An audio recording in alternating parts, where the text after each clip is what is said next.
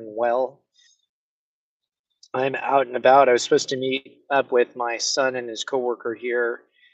My son, who does not have a driver's license yet and depends on his buddy at work to drive him. And I've just found out I have to got to go to a different location to meet them. Oh well, but not for a little bit. They're running late. Anyway, I wanted to talk to you about something. I was listening to a primatologist. I forget his name, but he was talking to Jordan Peterson. If you don't know who Jordan Peterson is, you probably haven't watched very much news, but he's somebody that's been in the news quite a bit and is really a deep thinker. And I believe would call himself a Christian or at least Christian aligned. He actually does commentary on the Bible, although he does hold some unorthodox beliefs related to the Bible. But he had a primatologist on, and they were talking about, you know, evolution and the prefrontal cortex and why we as human beings are distinguished from lesser beings. And it has to do with our ability to address the future, to think through what future repercussions might be to our actions, whereas lesser animals do not. And it got me thinking about the whole debate that evolution is proved true because of things like shared DNA. So, for instance, 98.8% of DNA in a chimpanzee is said to mirror, be exactly the same as human beings.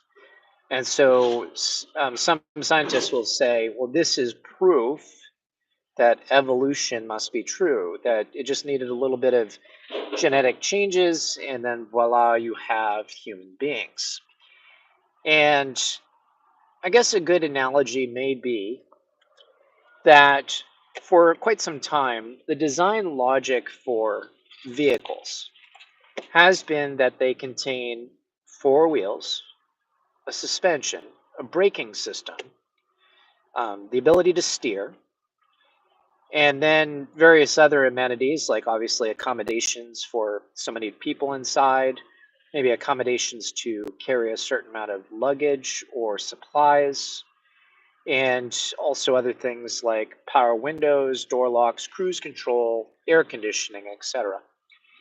And if you were to look at these systems and how they are, how they go about being designed, whether the materials are exactly the same or not, the design logic behind them is pretty much always the same. Whether you're dealing with a Chevrolet or a Lamborghini, the design logic is the same. And in fact, um, while they don't share the same componentry, the majority, vast majority of all that logic is present. And it still gives you a viable mode of transportation, albeit one will be much more fancy, much faster, corner better, things like that. So again, going back to the argument that because 98.8% of chimpanzee, or I should say human DNA, is shared with chimpanzees, therefore we must have evolved. I would say, on the contrary, what this proves is that the logic utilized to create a chimpanzee was utilized to create the systems and structure of human beings by a creator God who had established this creative framework upon which to base the life forms that he created. Um, so, for instance, we have the ability to bipedally locomote. Chimpanzees are better at brachiating or ambulating, so to speak, with their arms than we are, although we have the ability to learn that. We can eat, we bring food to our mouth with our hands. Of course, we have the opposable thumb, but we have eyes faced forward, we have noses, we have mouths. In other words, life as we see it, as we can observe, does share very common characteristics, and it would appear that this design logic behind the characteristics that make us up promotes life as we know it. And nobody would look at a car, and as complex as a car might be. So let's say like a new Lamborghini. Lamborghini just came out with a new hybridized 12-cylinder Lamborghini, which uses both electric motors and a gas 12-cylinder, which is V12 is one of their signature engines. It's hugely complex, this new system, and the transmission is said to be lightning fast. I've watched a review on it. Of course, we're talking about $600,000, 700,000 um, car, but nobody would look at a Lamborghini of that level of performance, style, capability, technology, and say it's as complex as the human being. And yet, we're willing to believe that a human being just came about willy nilly.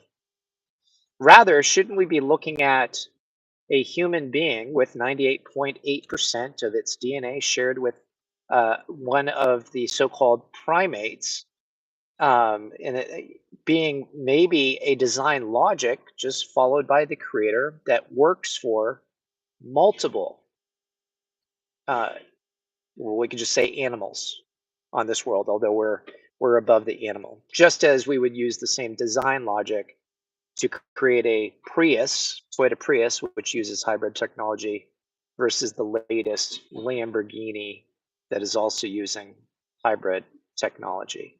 We would never say a car came about with advancing technologies using the same logic and say that did not come about because of a creative mind. Why should we view ourselves any differently? And just because somebody says that sharing DNA is somehow logically leading you to evolutionary belief, I beg to differ. I think there's reason to share that design logic. Anyway, I hope you're doing well. Hope you have a wonderful rest of your day. Take care.